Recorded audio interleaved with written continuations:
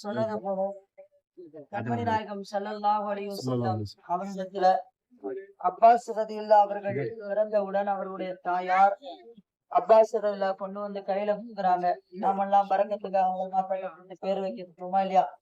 அது ஒன்று கொடுக்கும் பொழுது அப்பாஸ் ரலியல்லாஹுடைய அவர்களுக்கு அண்ணன் பெருமானார் பேரிச்சங்கனி அடிச்சு அதை வாய்களாக அந்த பேரிச்சம்பழத்தை வாய்க்குள்ள வச்சாங்க. அதுல நபியுடைய கலந்துருச்சு. அதனால உலமாக்கள் சொல்லுவாங்க, அப்பாஸ் ரலியல்லாஹு அப்பாஸ் ரலியல்லாஹு அப்துல்லாஹ் இப்னு அப்பாஸ் ரலியல்லாஹு அவருடைய வாயில முதல் சென்ற உணவே அண்ணன் பெருமானாருடைய அந்த உமிழ் நீர், அந்த பரக்கத்தை பெற்றார்கள். அதற்கு அடுத்ததாக பார்த்தோம் சொன்னா கண்மணி நாயகம் ஸல்லல்லாஹு அலைஹி வஸல்லம் அவர்கள் எப்பொழுதெல்லாம் சுய தேவைக்காக போவாங்களோ அப்பொழுதெல்லாம் தண்ணீர் எடுத்து வைப்பாங்க. சுய தேவையை பூர்த்தி செய்வதற்கும் முயற்சி செய்து கொள்வதற்கும் தண்ணீர் எடுத்து வைப்பாங்க.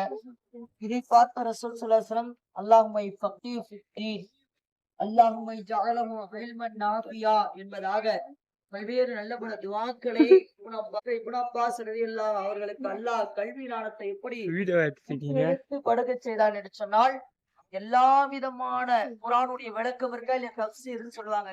குர்ஆனுடைய விளக்கம், அந்த விளக்கங்களிலேயே முதன்மை பெற்றதாக தலைமைத்துவம் வாய்ந்தவராக விளங்கியவர்கள் ரயீசுல் முஃபஸ்ஸிர், விளக்க உரையாளர்களுடைய தலைவர் என்பதாக ஹஜ்ரத் இப்னு அப்பாஸ் ரலியல்லாஹு அவர்கள் அழைக்கப்பட்டார்கள். இதே அவர்களுடைய கூற்றுக்கள் தான் நாம் வரலாறுகள்ல பார்த்தோம் சொன்னா ஒவ்வொரு அத்தியாயத்திற்கும் ஒவ்வொரு ஆயத்திற்கும் கடைசி விளக்கமாக பார்க்கப்படுவது முத்தாய்ப்பான